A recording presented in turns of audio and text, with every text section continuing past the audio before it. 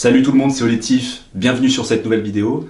Aujourd'hui je vais vous présenter les créneaux pour manger des fruits, que ce soit avant, après ou en dehors des repas. Si tu me découvres avec cette vidéo, je m'appelle Léo, ça fait plusieurs mois que j'ai décidé de prendre mon alimentation en main. Sur cette chaîne, je te donne des astuces pour que tu puisses sur le long terme mettre en place une alimentation saine et je te présente les produits les plus sains. Si tu décides de manger des fruits avant le repas, il faut savoir que ceux-ci vont être rapidement digérés et du coup la sensation de satiété va rapidement augmenter, donc tu auras moins faim. L'intérêt de tout cela, c'est que si tu as décidé de perdre du poids, tu vas pouvoir mettre un apport calorique en place qui va baisser. Et oui, et tu vas me dire, manger des fruits avant le repas? Eh bien en fait, tu peux par exemple prendre du melon, tu peux aussi faire des salades, que ce soit avec des oranges, des carottes, du fenouil. Maintenant que l'on a vu que les fruits sont digérés assez rapidement, l'intérêt d'en manger en dehors des repas, c'est que du coup ça va t'apporter une énergie très rapidement. Si tu manges évidemment des fruits entiers qui contiennent des fibres, parce que ça va permettre de ralentir l'absorption du sucre des fruits.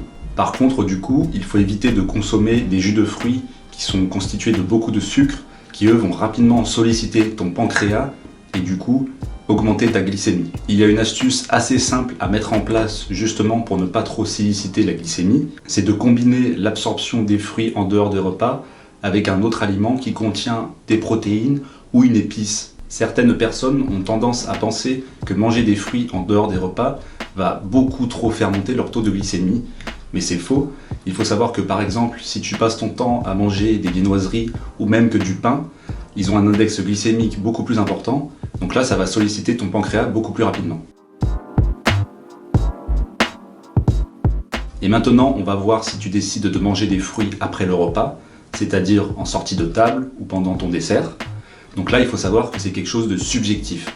Ça va être vraiment un ressenti personnel et ce sera surtout en fonction du repas que tu as pris. Ici on va voir deux possibilités.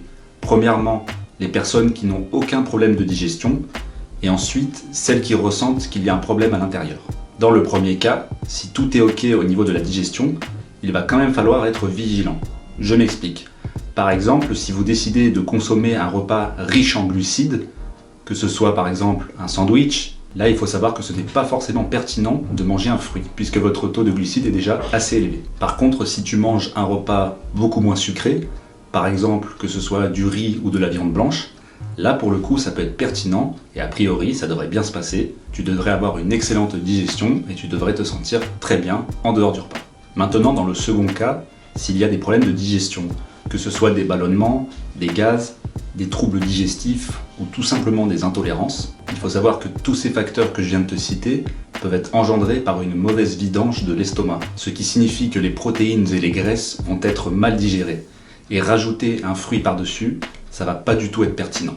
Et du coup, dans ce cas-là, si tu te rends compte que tu n'arrives pas à digérer un fruit, par exemple au petit déjeuner, il faut essayer de prendre du recul, essayer de tester d'autres aliments pour résoudre ce problème de digestion. Je t'invite à faire l'exercice suivant, c'est donc de tester tous les créneaux que je t'ai présentés, de prendre du recul et d'observer là où tu as des problèmes de digestion. J'espère que cette vidéo t'a plu. Si c'est le cas, je t'invite à la liker et à t'abonner à la chaîne. On se retrouve prochainement dans une autre vidéo. Et surtout, garde la pêche!